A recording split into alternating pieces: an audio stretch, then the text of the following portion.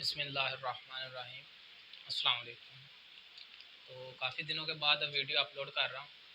थोड़ा सा इशू आ गया था माइक का, तो बेटा इंशाल्लाह आज से रेगुलर जो है वीडियो अपलोड होगी, यानी कंसिस्टेंसी से ही हम रेगुलरिटी से चलेंगे। तो आज का हमारा टॉपिक बेसिकली है ऑस्मोसिस। इसकी पिछली जो वीडियो थी मैं आई बटन में उसका यानी आपको लिंक भी दे दूँगा। उसमें हमने पढ़ा था डिफ्यूजन। तो डिफ्यूजन की हमने मूवमेंट पढ़ी थी कि ये हमारे पास गैसियस मॉलिक्यूल और सॉलिड मॉलिक्यूल की मूवमेंट है from high concentration to low concentration. आज का बेसिकली हमारा टॉपिक जो है वो है ऑस्मोसिस। ऑस्मोसिस डिफ्यूजन के अंदर हमने दो चीज़ों की मूवमेंट देख ली, गैस के मॉलिक्यूल्स की और सॉलिड के मॉलिक्यूल्स की। वाटर के जो मॉलिक्यूल्स हैं उनकी मूवमेंट अभी तक हमने डिस्कस नहीं की, ठीक है। उसको बेसिकली हम इस टर्म के अंदर या इस प्रोसेस के अंदर डिस्कस करते हैं, जिसे यहाँ पे लिखा गया ऑस्मोसिस। याद रखिएगा कि वाटर टर्म पानी के लिए इस्तेमाल होती है, एक्वा भी हम पानी को कहते हैं, ओस्मोस भी हम पानी को कहते हैं, हाइड्रा भी हम पानी को कहते हैं, ठीक है। तो इन चारों में से कोई भी टर्म इस्तेमाल होगी तो उसका मतलब ये है कि हम बात किसकी कर रहे हैं, हम पानी की बात कर रहे हैं, H2O की बात कर रहे हैं। तो यहाँ पे टर्म इस्तेमाल हुई है ऑस्मोसिस। तो जाहिर सी बात है कि इसके अंदर डिस्कशन हम किसकी करेंगे, वाटर की डिस्कशन करेंगे, वाटर के मॉलिक्यूल्स की। अब इसको डिस्कस करने से पहले हम कुछ ख़ास किस्म की टर्म्स को स्टडी करेंगे, कुछ ख़ास किस्म की चीज़ों को स्टडी करेंगे जो कि इसके अंदर इन्वॉल्व हैं ऑस्मोसिस के अंदर। ऑस्मोसिस की सबसे पहले आप डिस्कस करेंगे डेफिनेशन क्या है, डेफिनेशन इसकी। फिर आप देखेंगे कि सॉल्यूशन क्या चीज़ है, और फिर types of solution, types of solution. ये बेसिक कंसेप्ट्स हैं जो बेसिकली आज हम डिस्कस करने जा रहे हैं। तो अगर ऑस्मोसिस की डेफिनेशन देखी जाए तो हम कहते हैं कि it is the movement, it is the movement, कि ये मूवमेंट है, हरकत है किसकी, it is the movement of water molecules, पानी के मॉलिक्यूल्स की ये मूवमेंट है फ्रॉम कहाँ से कहाँ तक, an area of low solute concentration, low solute concentration to an area of high solute concentration, high solute concentration. अब सबसे पहले हम डिस्कस करेंगे इसकी डेफिनेशन को कि ये मूवमेंट है किसकी, वाटर के मॉलिक्यूल्स की, उस जगह से जहाँ पे सॉल्यूट की कंसंट्रेशन कम है उस जगह को जहाँ पे सॉल्यूट की कंसंट्रेशन ज़्यादा है। यानी लो सॉल्यूट कंसंट्रेशन से वाटर के मॉलिक्यूल्स मूव करेंगे हाई सॉल्यूट कंसंट्रेशन की तरफ, और एक मेम्ब्रेन के थ्रू मूव करेंगे जिसे हम कहते हैं semi permeable membrane, through a semi permeable membrane is called osmosis. तो ये ऑस्मोसिस की डेफिनेशन है, movement of water molecule from an area of low solute concentration to an area of high solute concentration through a semi permeable membrane is called osmosis. तो हम जानते हैं कि semi permeable membrane जो है ये कुछ चीज़ों को अपने अंदर से गुजरने की इजाज़त देती है और कुछ को इजाज़त नहीं देती। तो यहाँ पे टर्म्स इस्तेमाल हुई हैं लो सॉल्यूट कंसंट्रेशन और हाई सॉल्यूट कंसंट्रेशन। इनको पहले हम डिस्कस कर लें कि लो सॉल्यूट कंसंट्रेशन क्या है, लो सॉल्यूट कंसंट्रेशन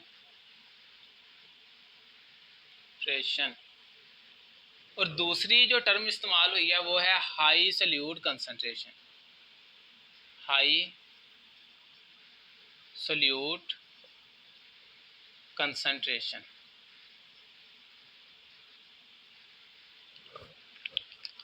लो का मतलब होता है कम, लो हम कहते हैं कम को, यानी लेस।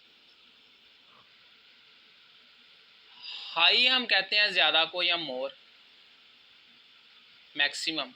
ठीक है। कंसंट्रेशन जो है किसी भी चीज़ की तादाद को कहेंगे, उसके नंबर्स को आप कह सकते हो, उसकी तादाद को कह सकते हो।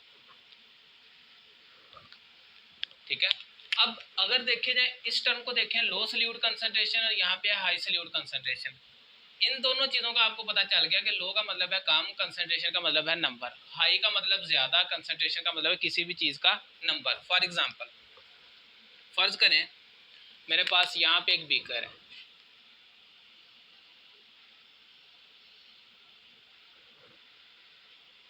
ये मेरे पास यहाँ पे एक बीकर है, इसके अंदर एक मेम्ब्रेन है जो कि सेमी परमिएबल है, यानी अपने में से कुछ चीज़ों को गुजरने की इजाज़त देगी और कुछ को इजाज़त नहीं देगी। इस साइड पे भी पानी मौजूद है,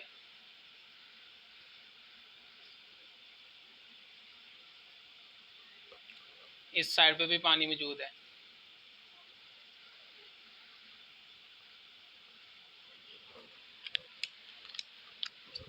इसके अंदर फ़र्ज़ करें ये कोई चीज़ है, ये डॉट फ़र्ज़ कर लें 1 2 3 4 5 6 7 8 9 10, इसके अंदर ये काफ़ी ज़्यादा डॉट है।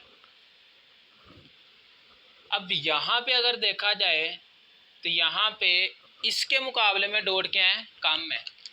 यहाँ पे डॉट ज़्यादा है लेकिन यहाँ पे इसके मुकाबले में डॉट कम है। तो मैं कहूँगा यहाँ पे जो तादाद है रेड पॉइंट्स की यहाँ पे ज़्यादा है और यहाँ पे क्या है, इन पॉइंट्स की तादाद कम है। तो यहाँ पे इनकी कंसंट्रेशन क्या है, हाई, और यहाँ पे इनकी कंसंट्रेशन क्या है, लो।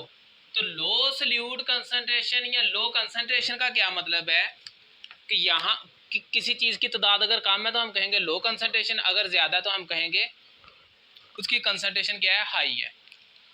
इसी तरह अब सल्यूट एक टर्म रह गई है, जो मेन टर्म यहाँ पे है वो क्या है, सल्यूट। इसको हम कैसे डिस्क्राइब करेंगे। गर्मियाँ आ गई हैं, गर्मियों में हम स्कंजबीन बनाते हैं। ठीक है। स्कंजबीन में हम क्या करते हैं कि पानी लेते हैं, वाटर, पानी के अंदर हम साल्ट डाल देते हैं, नमक, चीनी भी डाल देते हैं यानी ग्लूकोज, लेमन भी डाल देते हैं, कुछ लोग और भी काफ़ी चीज़ें जो हैं इसके अंदर ऐड कर देते हैं। अब पानी जो है इन चीज़ों को हल कर रहा है, तो वो चीज़ जो चीज़ों को हल करेगी उसे हम कहेंगे वो हमारे पास है सोलवेंट। वो क्या है, सोलवेंट। और जो चीज़ें हल हो रही हैं उन्हें हम कहेंगे सल्यूट। उन्हें क्या कहेंगे, सल्यूट। जब सोलवेंट के अंदर सल्यूट हल हो जाता है तो जो नतीजे में हमारे चीज़ बनती है हमारे पास, यानी जो स्कंजबीन बनी है उसे हम कहते हैं वो हमारे पास है सॉल्यूशन। वो हमारे पास क्या है, सॉल्यूशन। तो मेन चीज़ बताना ये चाह रहा हूँ कि सोलवेंट जो है सल्यूट को हल करता है और जो नतीजे में चीज़ बनती है उसे हम क्या कहते हैं, सॉल्यूशन। तो सल्यूट की आपको समझ आ गई होगी, वो चीज़ जो कि हल होने की खासियत रखती है उसे हम क्या कहते हैं, वो सल्यूट है। और किस में हल होगी, सोलवेंट में। तो ऐसा सॉल्यूशन जिसमें सल्यूट की कंसंट्रेशन कम होगी हम कहेंगे वहाँ पे लो सल्यूट कंसंट्रेशन है। जैसा कि अगर इस रेड को हम देखें, फ़र्ज करें अगर कि ये हमारे पास सल्यूट है, ये जो रेड कलर में है, ठीक है, और ये पानी जो है ये हमारे पास सोलवेंट है, ये हमारे पास यहाँ पे क्या है, सोलवेंट। और ये जो मेम्ब्रेन है ये हमारे पास सेमी परमिएबल मेम्ब्रेन है। इस केस में ये मेम्ब्रेन अपने अंदर से इस सल्यूट को गुजरने की इजाज़त नहीं देगी, सिर्फ पानी के मॉलिक्यूल्स को गुजरने की इजाज़त देगी। तो अब होगा क्या, डेफिनेशन के मुताबिक कि हमारे पास जो पानी है वो मूव करेंगे पानी के मॉलिक्यूल हाई सल्यूट कंसंट्रेशन की तरफ, यानी जहाँ पे नमक क्या है, ज़्यादा। तो मूवमेंट ऑफ वाटर मॉलिक्यूल्स, तो वाटर के मॉलिक्यूल्स मूव करेंगे अपनी लो सल्यूट कंसंट्रेशन से अपनी हाई सल्यूट कंसंट्रेशन की तरफ। किसके थ्रू? इस मेम्ब्रेन के थ्रू, यानी इस मेम्ब्रेन के थ्रू वाटर के मॉलिक्यूल जो हैं मूव करके लो सल्यूट कंसंट्रेशन से हाई सल्यूट कंसंट्रेशन की तरफ मूव कर जाएंगे। तो अगर देखा जाए तो हमारे पास ये वाली साइड जो है ये लो सल्यूट कंसंट्रेशन है और ये वाली साइड जो है ये हाई सल्यूट कंसंट्रेशन है। तो पानी मूव करेगा from low solute concentration to high solute concentration. तो ये हमारे पास ओस्मोसिस की डेफिनेशन जो है वो पूरी हो गई है कि movement of water molecule from an area of low solute concentration to an area of high solute concentration through a semi permeable membrane is called osmosis। यानी पानी के मॉलिक्यूल्स का लो सल्यूट कंसंट्रेशन से हाई सल्यूट कंसंट्रेशन की तरफ जाना semi permeable membrane के through, उसे हम क्या कहेंगे? वो हमारे पास ओस्मोसिस है। तो यहाँ पे ओस्मोसिस होगी और वाटर के मॉलिक्यूल्स लो सल्यूट कंसंट्रेशन से हाई सल्यूट की तरफ जाएंगे। अब सल्यूट की कंसंट्रेशन के लिए एक टर्म इस्तेमाल होती है जिसे हम कहते हैं टोनिसिटी। सल्यूट की कंसंट्रेशन के लिए लफ्ज़ इस्तेमाल होता है टोनिसिटी, ठीक है। तो अगर किसी सॉल्यूशन के अंदर सल्यूट की तादाद ज़्यादा है तो हम कहेंगे उसकी टोनिसिटी क्या है? ज़्यादा। अगर कम है तो हम कहेंगे उस सॉल्यूशन की टोनिसिटी क्या है? कम है। फ़र्ज़ करें अगर इसी सॉल्यूशन को ले लें, इस सॉल्यूशन में सल्यूट की तादाद क्या है? ज़्यादा, तो हम कहेंगे इसकी टोनिसिटी भी क्या है? ज़्यादा। इसके अंदर सल्यूट की तादाद क्या है? कम, तो हम क्या कहेंगे? इसकी टोनिसिटी भी क्या है? कम। लेकिन कब हम कह रहे हैं? जब दो सॉल्यूशन को कंपेयर करेंगे। ये टर्म टोनिसिटी तभी इस्तेमाल होगी जब हम दो चीज़ों को आपस में या दो सॉल्यूशंस को आपस में कंपेयर करेंगे, उनका मुकाबला करवाएंगे। कभी भी हम एक सॉल्यूशन का नहीं कह सकते कि वो हमारे पास उसकी टोनिसिटी ज़्यादा है या कम है। फ़र्ज़ करें मेरे पास एक बीकर है, कंसिडर करें कि ये मेरे पास एक बीकर है।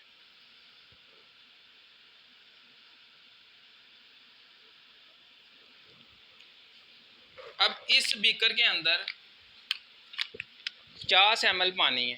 फर्क है, ये मेरे पास 10 ml, 20 ml, 30 ml, 40 ml और 50 ml। ये 50 ml का बीकर है मेरे पास और इसके अंदर पानी भर दिया है 50 ml। 50 मिलीलीटर पानी आपने भर दिया है। अक्सर आपने देखे होंगे वो सिरप अगर हम लेना तो उसके साथ छोटा सा कप मिलता है, उसके ऊपर लिखा होता है 5 ml, 10 ml। तो उसी तरह ये 50 ml का हमारे पास बीकर है। इसके अंदर अब पानी मौजूद है, तो इसके अंदर फर्ज करें ये रेड कलर में सल्यूट है, रेड डॉट जो हैं ये क्या है? सल्यूट।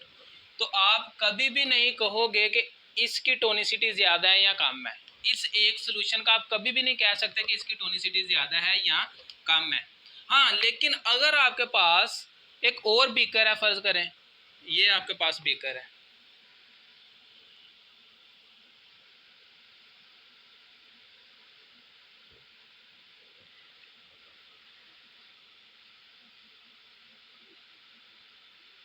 ये बीकर है आपके पास और ये भी 50 ml तक भरा हुआ है, 50 ml।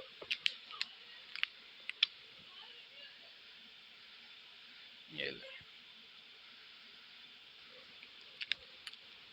इसके अंदर भी सल्यूट मौजूद है।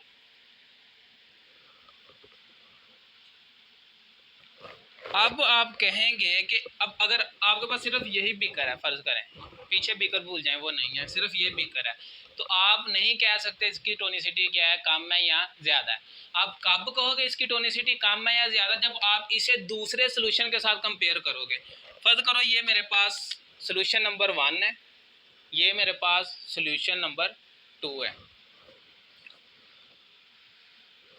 तो मैं जब इन दोनों को आपस में कंपेयर करूंगा, इनका आपस में कंपैरिजन करूंगा, इनका आपस में मुकाबला करूंगा, तब मैं कहूंगा कि भाई इसके अंदर सल्यूट की कंसंट्रेशन या सल्यूट की तादाद क्या है? ज़्यादा। किसके मुकाबले में? सोल्यूशन नंबर 2 के मुकाबले में इस सोल्यूशन नंबर 1 के अंदर सल्यूट की तादाद क्या है? ज़्यादा। तो इसके लिए क्योंकि इसके अंदर सल्यूट ज़्यादा है तो मैं कहूँगा हाइपर है। हाइपर का मतलब होता है ज़्यादा। हाइपर है, क्या हाइपर है? सल्यूट की तादाद इसमें ज़्यादा है, तो उसके लिए लफ्ज़ हमने इस्तेमाल किया टोनिसिटी। तो हाइपर टॉनिक, ठीक है। और चूंकि ये सोल्यूशन है तो मैं कहूँगा ये मेरे पास हाइपरटोनिक सोल्यूशन है, ठीक है। हाइपर का क्या मतलब है? ज़्यादा, हाई, हाई, ठीक है। तो ये सोल्यूशन हाइपरटोनिक है जब इसे मैं कंपेयर कर रहा हूँ इस सोल्यूशन के साथ। अगर ये अकेला सोल्यूशन होता तब मैं ये टर्म इस्तेमाल नहीं था कर सकता, तब मैंने सिर्फ कहना था ये एक सोल्यूशन है। लेकिन ये टर्म कब इस्तेमाल की? जब इसे दूसरे के साथ कंपेयर किया। अगर ये हाइपरटोनिक है, इसमें सोल्यूशन की यानी सोल्यूट की तादाद क्या है? ज़्यादा, तो ऑब्वियसली इसमें सोल्यूट की तादाद क्या है? कम है। तो इसे मैं कहूँगा हाइपो। हाइपो का मतलब होता है कम, टोनिक का मतलब है सोल्यूट। तो हाइपोटोनिक सोल्यूशन यानी ऐसा सोल्यूशन है जिसमें सोल्यूट क्या है? कम। तो टोनिक लफ्ज इस्तेमाल हो रहा है सोल्यूशन के लिए यानी सोल्यूट के लिए, ठीक है। तो हाइपरटोनिक सोल्यूशन और ये है हाइपो। हाइपो का मतलब है लो, टोनिक का मतलब सोल्यूट। तो जिसमें लो सोल्यूट कंसंट्रेशन है उसे क्या कहेंगे? Hypotonic solution. अब मज़े की बात देखें, यहाँ पे आपके पास एक और डेफिनेशन आ गई। आपने कहा कि मूवमेंट होती है वाटर के मॉलिक्यूल्स की from low solute concentration to high solute concentration. तो आप ये भी कह सकते हो कि ये इसके अंदर सोल्यूट की कंसंट्रेशन क्या है? कम। इसके अंदर लो सोल्यूट कंसंट्रेशन है और इसके अंदर क्या है? High solute concentration. और अभी आपने कहा कि movement of molecules from low solute concentration to high solute concentration through semi permeable membrane is called osmosis. तो आप इसकी जगह ये भी लफ्ज इस्तेमाल कर सकते हो या ये भी डेफिनेशन लिख सकते हो कि movement of water molecules from hypotonic solution to hypertonic solution through a semi permeable membrane is called osmosis. तो आपके पास दूसरी डेफिनेशन भी यहाँ पे आ गई, किसकी? ओस्मोसिस की, कि movement of water molecule from hypotonic solution to hypertonic solution through a semi permeable membrane is called osmosis. इसका मतलब ये वाला सोल्यूशन जो है आपके पास हाइपोटोनिक है, हाइपोटोनिक सोल्यूशन, और ये वाला फिर सोल्यूशन आपके पास क्या है? Hypertonic solution. और मूवमेंट होगी वाटर के मॉलिक्यूल्स की from hypotonic solution to hypertonic solution. तो अभी तक आपने दो डेफिनेशंस पढ़ ली हैं, किसकी? ओस्मोसिस की। तो अब हमने डेफिनेशन जो है ओस्मोसिस की दो कवर कर ली हैं। अब एक और चीज़ याद रखिएगा कि जहाँ पे सोल्यूट की कंसंट्रेशन कम होगी वहाँ पे वाटर पोटेंशियल ज़्यादा होगा। वाटर पोटेंशियल क्या होगा? ज़्यादा। ये मैं तीर से शो कर रहा हूँ ऊपर की जानब के वाटर पोटेंशियल क्या है? ज़्यादा। जहाँ पे सोल्यूट ज़्यादा होगा वहाँ पे वाटर पोटेंशियल कम हो जाएगा। तो इसका मतलब सोल्यूट और वाटर पोटेंशियल एक दूसरे के उलट है कि जहाँ पे सोल्यूट ज़्यादा होगा वहाँ पे वाटर पोटेंशियल क्या होगा? कम, और जहाँ पे सोल्यूट कम होगा वहाँ पे वाटर पोटेंशियल क्या होगा? ज़्यादा, ठीक है। तो इसका मतलब हाइपोटोनिक सोल्यूशन में वाटर पोटेंशियल ज़्यादा है, हाइपरटोनिक सोल्यूशन में वाटर पोटेंशियल क्या है? कम। तो आप ये भी लिख सकते हो movement of water molecules from high water potential to low water potential is called osmosis. तो बेटा आपने तीन डेफिनेशंस पढ़ ली हैं, उन तीनों को हम यहाँ पे लिख लेते हैं। नंबर वन जो डेफिनेशन आपने पढ़ी है वो क्या है कि movement of water molecule from low solute concentration to high solute concentration is called osmosis. दूसरी डेफिनेशन आपने पढ़ी movement of water molecules from hypotonic, क्योंकि इसमें सोल्यूट कम है तो क्या कहोगे? Hypotonic solution to hypertonic solution यानी जिसमें सोल्यूट की तादाद क्या है? ज़्यादा, इज कॉल्ड ओस्मोसिस। और तीसरी डेफिनेशन आपने पढ़ी, आपने कहा जहाँ पे सोल्यूट क्या होगा? कम, वहाँ पे वाटर पोटेंशियल क्या होगा? ज़्यादा, वहाँ पे वाटर पोटेंशियल ज़्यादा होगा। तो मूवमेंट ऑफ वाटर मॉलिक्यूल, और जहाँ पे सोल्यूट ज़्यादा होगा वहाँ पे वाटर पोटेंशियल क्या होगा? कम, यानी ऑपोजिट है, एक दूसरे के उलट है। तो movement of water molecule from high water potential to low water potential is also called osmosis. उसे भी हम क्या कहेंगे? ओस्मोसिस। तो बेटा ये डेफिनेशन आपने क्लियर कर ली। सोल्यूशन का भी आपको पता चल गया कि सोल्यूशन बेसिकली क्या है, ये हमारे पास कम्बिनेशन है किसका, सल्यूट का और सोलवेंट का। सोलवेंट क्या चीज़ है जो चीज़ों को हल करेगी, और सल्यूट क्या है जो हल हो जाती है। दोनों के मिलने से हमारे पास सोल्यूशन बनता है। तो आपने बेटा सोल्यूशन भी कवर कर लिया। यहाँ पे तो सोल्यूशन हमारे पास क्या है। अब है टाइप्स ऑफ सोल्यूशन। तो अगर टाइप्स देखी जाए सोल्यूशन, तो सोल्यूशन की टाइप्स को हमने डिवाइड किया है सोल्यूट की कंसंट्रेशन की बेस पे। किस बेस पे, कि सोल्यूट की कंसंट्रेशन कितनी कम है या कितनी ज़्यादा है किसी सोल्यूशन में, ठीक है। तो जब सोल्यूट की कंसंट्रेशन ज़्यादा होगी तो क्या कहोगे, वो हाइपोटोनिक सोल्यूशन है, पहली टाइप। फिर क्या हुई, हाइपोटोनिक सोल्यूशन। जिसमें कम होगी उसे कहोगे हाइपोटोनिक सोल्यूशन। और फर्ज करें मेरे पास एक ऐसा सोल्यूशन है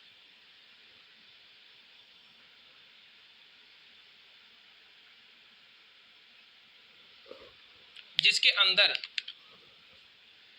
सोल्यूट की जो कंसंट्रेशन है वो इसके बराबर है, यानी इसमें भी सोल्यूट उतना है और इसमें भी सोल्यूट क्या है, उतना ही है। तो हम कहेंगे दोनों में सोल्यूट की तादाद क्या है, बराबर। तो बराबर के लिए लफ्ज़ इस्तेमाल होता है आइसो। आइसो का मतलब होता है सेम, एक जैसा। और टोनिक का मतलब क्या है, सोल्यूट। तो दोनों को जब कंपेयर करेंगे हम कहेंगे दोनों में सोल्यूट की तादाद क्या है, बराबर है। तो इन सोल्यूशंस को उस वक्त क्या कहेंगे, आइसोटोनिक सोल्यूशन। और मैं फिर बार बार आपको बता रहा हूँ कि बेटा ये टर्म्स सिर्फ उसी वक्त इस्तेमाल होंगे जब हम दो सॉल्यूशंस को आपस में क्या करेंगे, कंपेयर करेंगे, या तीन को आपस में कंपेयर करेंगे। कभी भी एक सॉल्यूशन के लिए आप इस टर्म को इस्तेमाल नहीं कर सकते, ना हाइपरटोनिक को, ना हाइपोटोनिक को, ना ही आइसोटोनिक को। तो आपके पास टाइप्स ऑफ सॉल्यूशन आ गई हैं किस बेस पे, इनकी सॉल्यूट की कंसंट्रेशन की बेस पे। तो एक आपने पढ़ी कौन सी, हाइपरटोनिक सॉल्यूशन, जिसके अंदर सोल्यूट की तादाद क्या होगी, ज़्यादा।